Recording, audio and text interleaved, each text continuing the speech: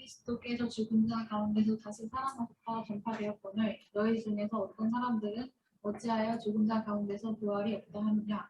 만일 죽은 자의 부활이 없으면 그리스도도 다시 살아나지 못하셨으리라.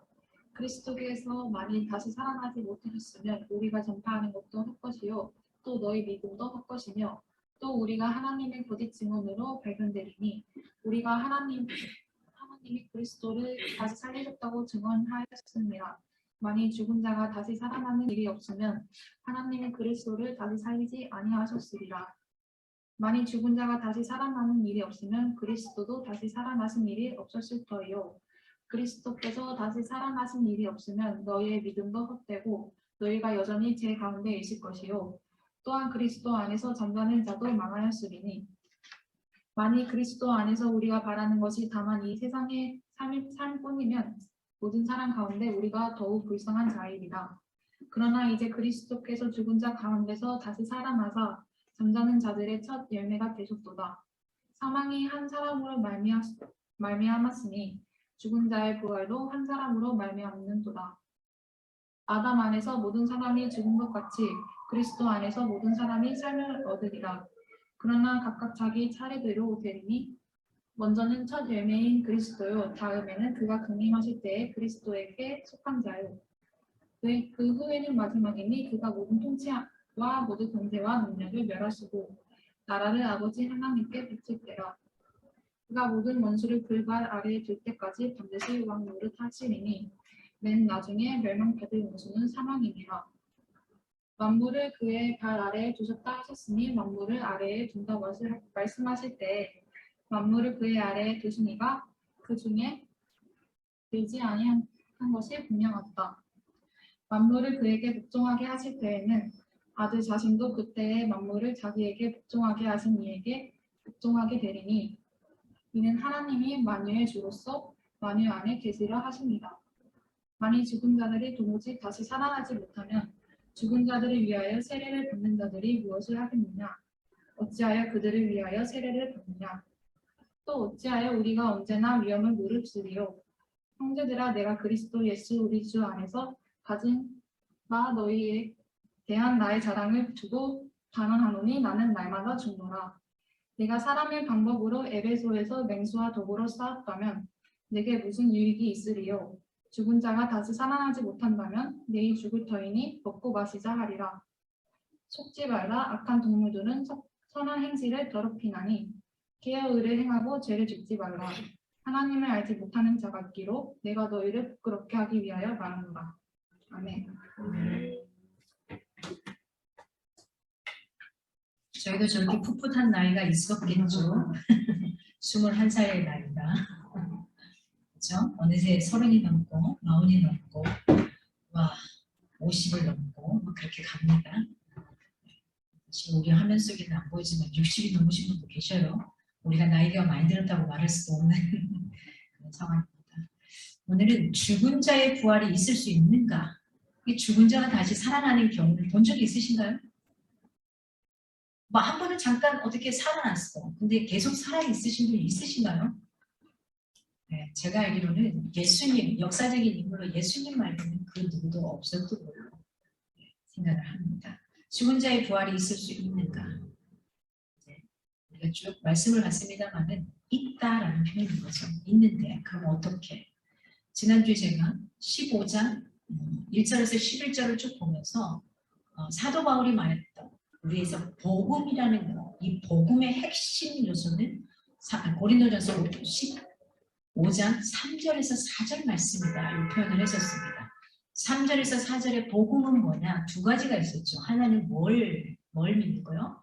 예수 그리스도께서 나와 여러분의 죄를 위해서 죽어주셨다는 거, 십자가에 죽으셨다는 거, 뭘 하기 위해서?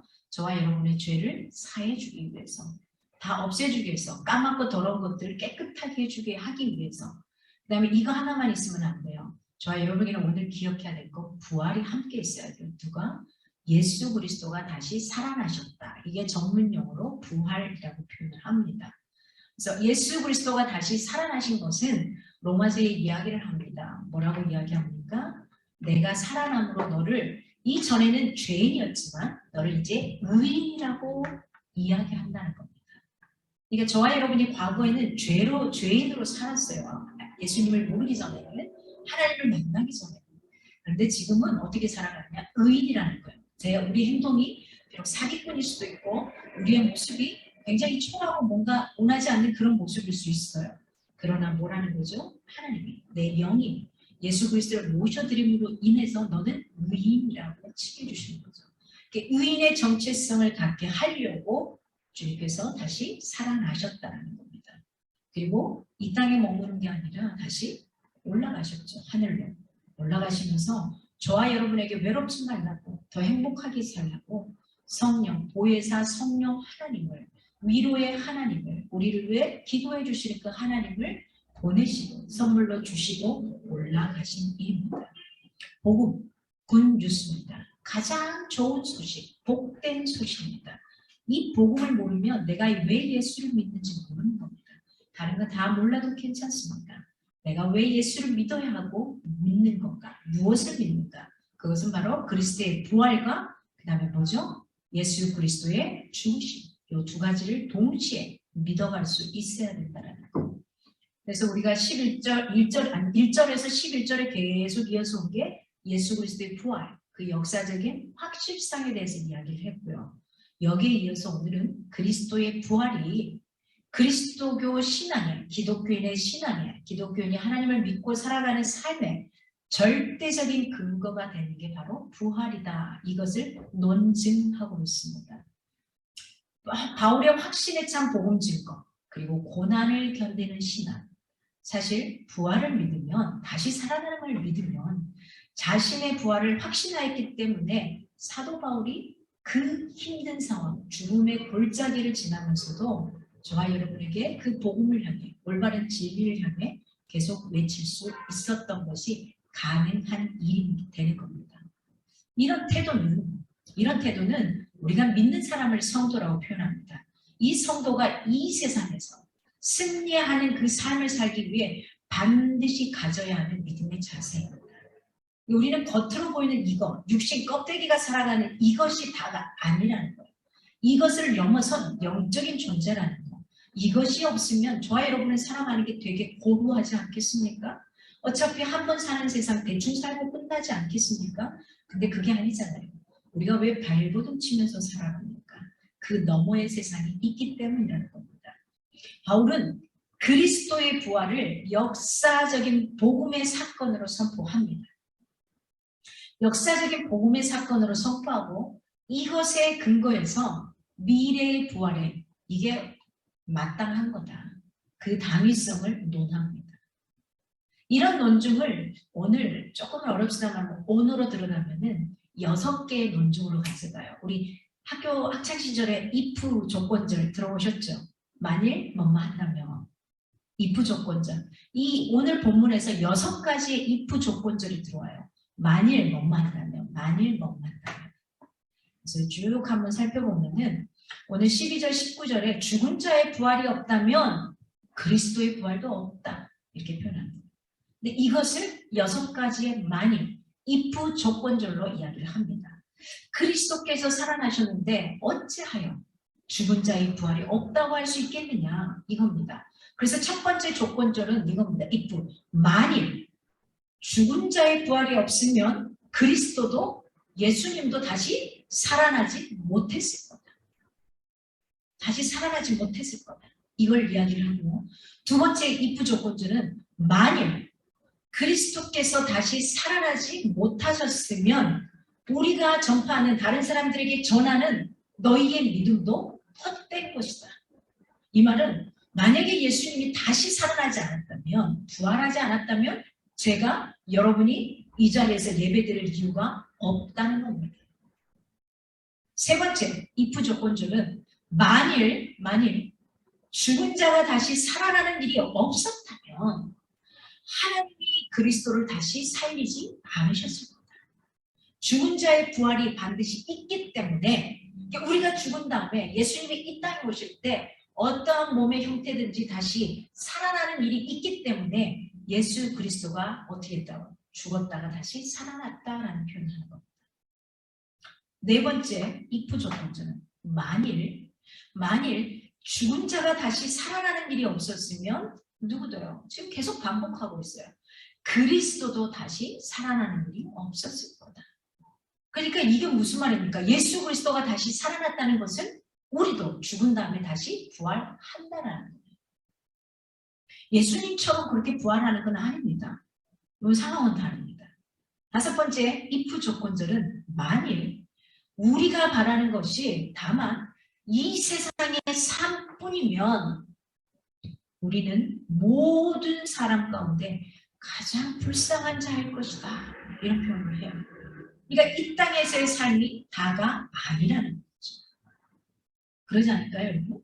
이 땅에서의 삶이 다다. 그러면은 어떻게 사시겠습니까? 저 같으면 되는 대로 살 것 같아요. 꼴리는 대로 살 것 같아요. 내가 하고 싶은 대로 하고 살 것 같아요. 가정이고 사랑하는 사람이고 자식이고 뭐가 다 필요 없을 것 같아요. 세상 사람들이 손가락질을 하는 그 일도 한번 해볼 것 같아요. 이 땅의 삶이 다다. 그러나 그렇지 않다는 거죠. 만약 그리스도가 부활하셨다면 그렇다면 뭐 한다는 거죠? 우리 일반적인 부활도 의문을 불러일으킬 수가 없다라는 표현입니다. 그건 의심할 여지가 없다. 마찬가지다. 그리스도의 부활을 부정한다는 것은 결국 우리 하나님을 믿는 우리들이 부활을 부정하는 것과 같다. 예수님이 살아나셔서 하나님 품 안에 가는 거하고는 약간 우리 다릅니다. 죽었다가 살아나는 건 아닙니다. 그런 부활은 아닙니다. 그렇게 해서 5개의 if 조건절을 가져갑니다. 그러면서 20절에서 if 조건절이 마지막 하나가 더 나옵니다. 그리스도의 부활에 연합한 우리 신자의 부활을 이야기를 하고 있어요. 이게 이제 대표적인 원리입니다. 연합이라는 표현이. 바울이 먼저 그리스도께서 죽은 자 가운데서 부활하셨어. 그러므로 우리 모든 성도들의 부활에 대한 첫 열매가 누가? 예수님이 되셨다는 사실을 역설적으로 이야기하고 있습니다. 20절에 이렇게 표현하죠. 그러나 이제 그리스도께서 죽은 자 가운데서 살아나사 잠잠 자들의 첫 열매가 되셨다 표현합니다. 6번째 if 조건절이 나옵니다. 만일 죽은 자들이 도무지 다시 살아나지 못하면 죽은 자들을 위한 세례도 헛된 거다. 위협을 언제나 무릅쓰는 것도 헛된 거다. 이건 뭐죠? 예수 믿는 사람들이 과거에는 어떻게 되는 거죠? 자기의 목숨을 내놓고 예수를 믿었거든요. 그럼 이거 다 헛된 거다라는 겁니다. 그래서 나는 누구냐? 사도 바울입니다. 나는 날마다 죽는다. 날마다. 죽음을 경험한다는 겁니다. 죽는 자가 다시 살아나지 못하면 죽음을 무릅쓸 일이 없어. 더 이상 그게 아니면 필요 없다라는 거예요. 내일 죽을 것이니까 뭐 하자는 거죠? 먹고 마시고 오늘 그냥 진탕 즐기고 끝나자. 이렇게 된다는 거죠. 그래서 악한 동무들에게 오늘 본문에 보니까 속지 말아라. 네가 뭐 해야 된다? 깨어 있어라. 그래서 죄를 짓지 말라라고 표현하는 겁니다. 저도 마찬가지입니다. 저는 놀이기구 잘 못하는 사람입니다. 보면 되게 잘 타는 사람처럼 보이죠. 근데 저는 회전목마 팀입니다. 무서운 건 못하는 사람입니다. 사람들이 오해하는 것 중에 하나는 굉장히 잘 탈 거라고 생각하는데 회전목마 팀입니다. 비행기를 탈 때마다 사실은 죽음을 생각하게 됩니다. 오르고 내릴 때마다 가슴에서 철렁거리는 힘듦을 경험하게 됩니다. 그런데도요, 제가 매번 비행기를 타고 내립니다. 그럴 때마다 생각합니다. 여기서 인생이 끝날 수도 있다라는 생각. 공중에서 나의 시체가 아니라 모든 게 다 분해된 채 그냥 인생이 끝날 수도 있다라는 생각. 근데 왜 그렇게 죽음을 생각하면서 비행기를 타고 오르내리며 해외 가서 복음을 전하고 있을까? 바로 예수 그리스도의 부활의 원리 때문입니다. 그가 나를 위해 죽으셨고 그가 나를 위해 다시 살아나셨고 그가 내가 다음에 오마하고 하늘에 올라가셨기에 그 주님을 기다리는 겁니다. 오늘 21절, 22절에 보니까 아담과 그리스도의 유형 이런 게 나옵니다.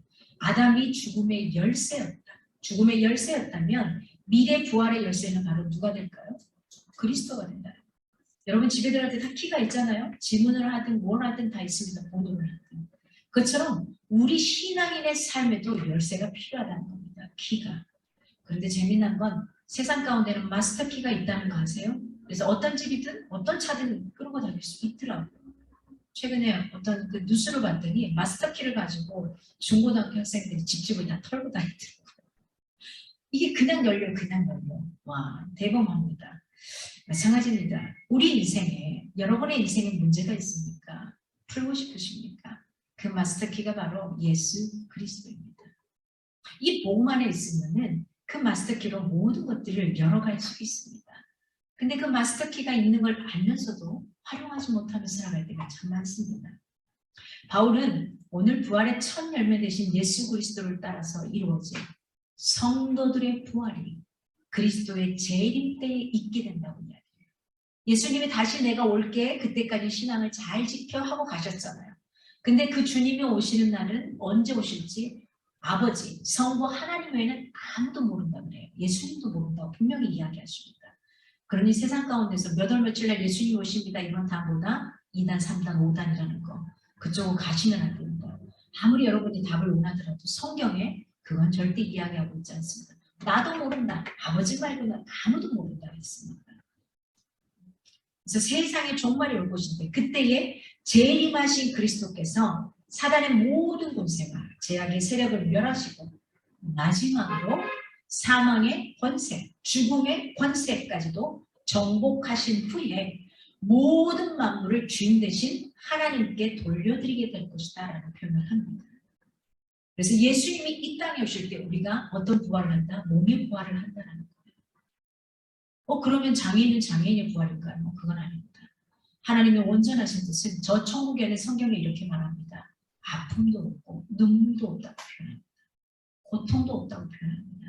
아마 이 사람이 내 남편이든 내 아내든 내 자식이든 상관없이 모든 사람이 한 가족으로서 식구로서 고통, 육신의 몸을 가지고 살 때는 고통과 힘든 가운데 있었지만은 저 천국에서는 그게 없는 곳이라고 표현합니다. 그런 몸의 부활을 한다는 겁니다. 여러분, 그러므로 그리스도의 부활은 사망 권세에 대한 궁극적인 승리를 암시하는 겁니다. 내 육신이 죽었다고 해서 영이 죽는 게 아니거든요. 여러분 가끔 드라마 보면 그런 거 나오죠. 사람이 죽기는 죽었어요, 육신이. 그런데 영이 쑥 나와서 바라보잖아요. 그게 근거 없는 소리가 아닙니다. 우리에게 영이 있다는 거예요. 과학자들이, 의학도들이 연구를 했습니다. 영이 있으면 뭔가 질량의 법칙대로 이 무게가 있을 거 아니야. 그래서 실제로 연구를 하죠. 그리고 사람이 죽기 직전에 초정밀 저울을 큰 걸 놔두고 그걸 해나갑니다. 그리고 연구를 했던 결과 몸무게가 다르더라는 거예요. 우리가 사람이 죽은 다음에 뭐 이렇게 빠져나가는 게 있거든요. 그거 다 계산하고요. 그거 다 계산하고 데이터를 뺐습니다. 실제로 그 질량의 변화가 있더라는 거예요. 그래서 아인슈타인 같은 사람은 나중에 죽은 사람을 해부하기 시작합니다. 그러면 우리 몸에 그 영혼이라는 부분이 있지 않겠냐. 무게 차이가 있다 그러면. 그런데요. 재미난 것은 그 영혼을 찾을 수는 없었다는 거예요. 어떤 형체가 있다는 건 아닙니다. 마치 어떤 것처럼요. 공기, 산소 이런 것처럼.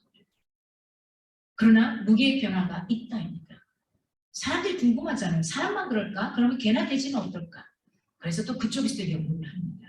그런데요. 개나 돼지는 몸무게의 변화가 없더라는 겁니다. 그들에게는 영혼이 없다라는 원칙이 나왔습니다. 이건 저의 이야기가 아니고 여러분이 네이버에만 찾아봐도 나오는 이야기입니다. 그럼 뭔가 다르다는 거죠. 사람에게 있어서는.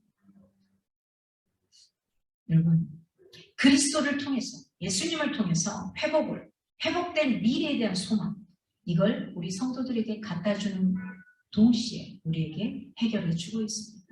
성도라는 이름을 가진 우리 믿는 사람들이 부활에 있어서 그리스도의 뒤를 따라가는 것과 마찬가지로 우리도 어떻게 하다는 거죠? 성도들도 이 세상의 삶 역시 누구의 그리스도를 예수 그리스도를 본받는 삶을 살아야 한다는 겁니다.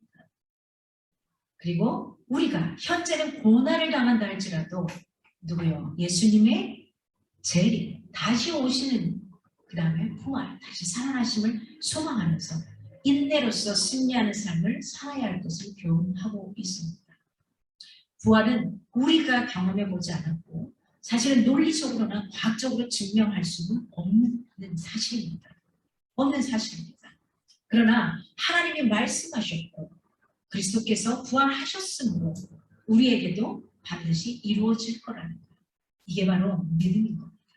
성도에게 종말은 모든 것의 마지막이 아닌 사실 우리에게는 새로운 시작입니다.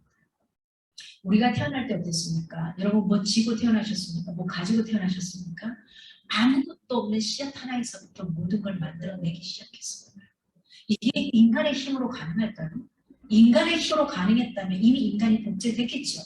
그러나 그러면 그 누군가가 우리를 만들어내는 창조주가 있다는 거 아니겠습니까? 그 창조주로 인해 저와 여러분의 삶이 아무것도 없는 그 시작에서부터 만들어지기 시작했다는 겁니다.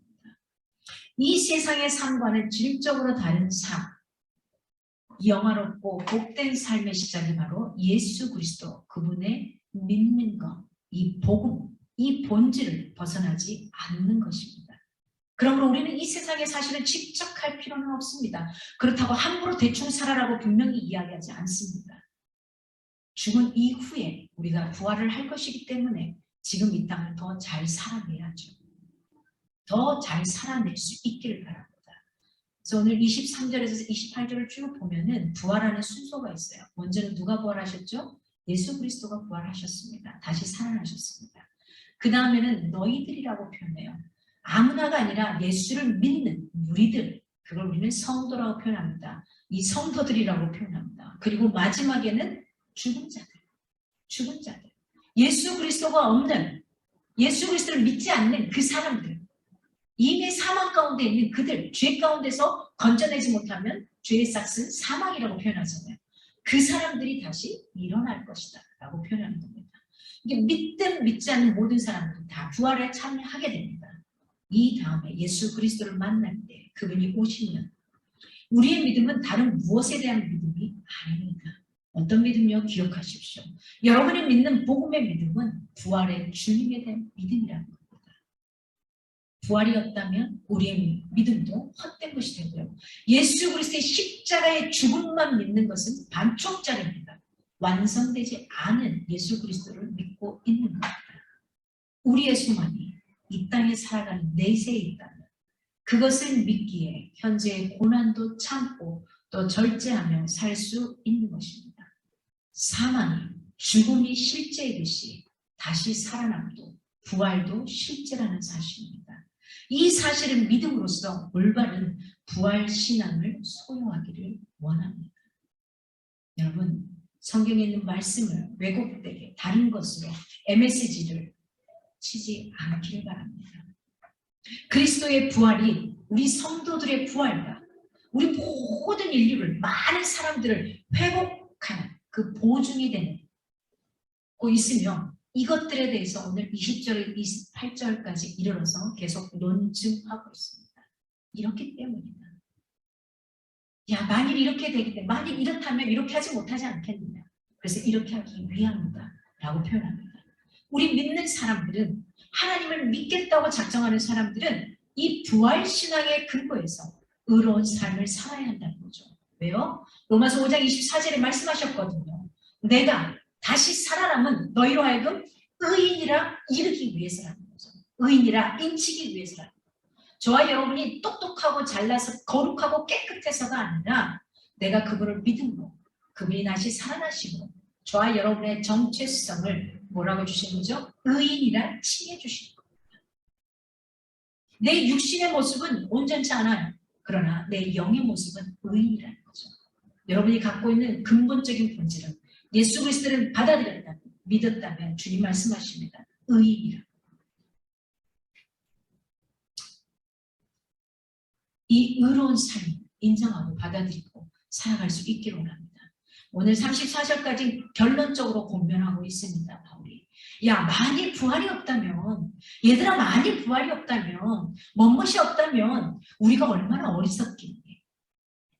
만일 그렇지 않다면 진탕 먹고 마시면 살아가지 않겠니? 사도들이, 그러니까 지금으로 따지면 목회자들이, 저와 같은 사람들이 맹수들과 싸우면서 죽음을 무릅쓰면서까지 그 고난을 두려워하지 않았던 그것이 뭐겠냐 하는 겁니다. 사도 바울도 목숨 내놓고 살았거든요. 많은 사람들에게 돌로 내침도 당했고요. 자기가 믿는 사람들을 쫓아다니며 잡아다가 감옥에 넣는 것처럼 동일하게 그렇게 살았거든요. 우리가 왜? 제가 마찬가지입니다. 죽음을 계속해서 경험하면서 비행기를 타고 해외를 가서 봉사하는 그 이유가 뭐겠습니까? 만약 부활이 없었다면, 그 예수 그리스도가 없었다면 저는 그걸 행하지 않을 겁니다. 우리가 왜 현재의 고난을 감수할 수 있겠습니까? 바로 그게 뭐라고요? 부활의 소망이 있기 때문에. 성도라는 이름, 어떤 존재인가요? 예수님을 믿는 사람, 성도, 거룩한 무리라는 겁니다. 누구를 따르는? 의인이라고 했기 때문에 거룩한 무리가 되는 겁니다. 겉모양이 내가 사기꾼이든 어떤 모습이든 상관이 없어요. 그렇다 할지라도 내 중심에 내 영혼이 누구를? 예수 그리스도를 받아들이고 믿는다면, 그가 나를 위해 죽으셨고 나를 위해 다시 살아나셨다. 이걸 믿는다면 의인이라고 표현하는 겁니다. 내가 저 사람의 삶을 인정할 수 없다 할지라도 주님은 말씀하십니다. 그가 예수 그리스도를 받아들였다면, 그의 중심이 흔들림 없다면 그를 의인이라고 표현하시는 겁니다. 그러니 저와 여러분이 어떻게 겉모습을 보고 누군가를 판단하고 누군가를 정죄하거나 잘라낼 수 없는 부분이기도 합니다. 바울은 성도들에게 부활신앙에 대해 확신을 가질 것을 그의 경험을 토대로 권면하고 있어요. 나도 예수님을 핍박하고 예수 믿는 사람들을 갖다가 잡아 넣었던 사람이야. 근데 그 예수님을 만나고 보니 아니더라. 내가 경험해 보니 아니더라. 뭐라고 표현할 수는 없는데 그분이 내 인생의 주인이 되어야만 삶이 달라지더라. 이렇게 표현했던 겁니다. 아울러서 육체의 부활을 부인하면서 왜곡된 말로 미혹하는 자들을 경계하라는 겁니다. 이때 당시 고린도 도시에 형성했던 문화가 어떤 문화였죠? 헬라 문화였죠. 헬라 문화는 이 몸을 굉장히 천시했어요. 중요시 생각하지 않았어요. 그래서 몸의 부활을 성경에서 이야기할 때 그 부분은 떼버리는 거예요. 그 부분을 완전히 치부해버리는 거예요. 터부시해버리는 겁니다. 그리고 다른 부활만 이야기를 하는 거죠. 이건 온전한 복음이 안 되는 반쪽짜리밖에 되지 않는다는 것을 사도 바울이 이야기하고 있는 겁니다. 여러분, 내세가 있으니 먹고 마시는 일에 주력하자고 성도들을 선동했던 게 고린도 교회 사람들의 모습이었습니다. 항상 문화라는 것은 컬처는 어떻습니까? 복음하고 대립하게 돼 있어요. 그 나라의 문화가 굉장히 복음하고 대립되잖아요. 아프리카의 우간다는 지금도 어떤 겁니까? 남자가 부인을 많이 둡니다. 법으로 인정이 되는 곳입니다. 이런 문화 속에서 여러분 어떻게 하시겠어요? 이런 문화 속에서 어떻게 살아가야 되겠습니까? 그래서 항상 문화는 복음과 대립하고 배척하는 요소가 있습니다. 복음이 복음되기 위해서는 반드시 지역 문화에 대한 어떤 배척 차원을 넘어서 사실 우리가 니버가 이야기합니다. 문화 변혁주의자 니버가 이야기합니다. 이것을 넘어서서 변혁이 있어야 한다라고 표현을 합니다. 오늘 본문을 통해서 사도 바울이 강조하는 것은 무엇입니까? 하나님을 바로 알기를 바라는 겁니다. 복음이 무엇인가? 여러분이 제대로 알기를 바랍니다. 궁금하시면 다른 데서 찾지 마십시오. 성경에서 오리지널로 이야기하는 그 메시지를 받기를 원합니다. 성경을 바로 알고 하나님을 바로 아는 것이 최우선입니다. 내 입맛에 맞는 것만 먹는다면 저와 여러분은 어떻게 될까요? 영양이 골고루 뻗어나가지 못할 겁니다. 여러분, 그래서 골고루 뻗어나갈 수 있도록 다양한 것들을 섭취하면서 그렇게 살아갈 수 있으면 좋겠습니다. 저도 굉장히 편식이 심한 사람입니다. 저는 편식이 안 심한 사람인 줄 알았어요. 왜냐하면 입에 맞는 게 없으면 김치만 있으면 먹거든요. 근데 제가 큰 다음에 깨달았습니다. 김치만 먹는 건 편식이 심한 거구나. 여러분 안 그렇죠? 여러분 안 그렇죠? 그래서 그런 생각을 하게 됩니다. 편식이 있으면 골고루 성장하기가 어렵습니다. 제 키가 아담하게 여기서 끝난 것은 저는 중고등학교 때 거의 밥을 먹지 않았거든요. 3, 4일씩 먹지 않아도 아물지도 않았어요. 간식을 좋아했냐? 아니요. 간식을 먹지 않았습니다. 그렇습니다. 골고루 먹고 그때에 맞춰서 가는 게 굉장히 중요합니다. 한 번의 예배 가운데, 여러분이 말씀 가운데, 올바른 메시지 가운데 어렵더라도 조금 귀 기울여서 들어볼 필요가 있습니다. 오늘 메시지가 약간 어려울 수 있지만은 우리는 뭘 믿는다고요? 복음, 이것만 놓치지 마십시오. 굿뉴스, 가장 복된 소식. 그건 뭐다? 예수 그리스도가 나의 죄를 위해서 이 땅에 오셔서 죽어 주셨다는 거. 그리고 내 모든 죄를 주홍같이 까만 죄를 양털같이 희게 해주셨다는 거. 그리고 한쪽에는 뭘요? 다시 부활하셨다는 거. 왜요? 다시 살아나심으로 나를 죄의 정체성에서 어떤 정체성으로? 의인의 정체성으로 바꿔주셨다는 거. 이게 복음입니다. 여러분이 이 복음 가운데서 행복한 삶의 일상을 살아가면 좋겠습니다.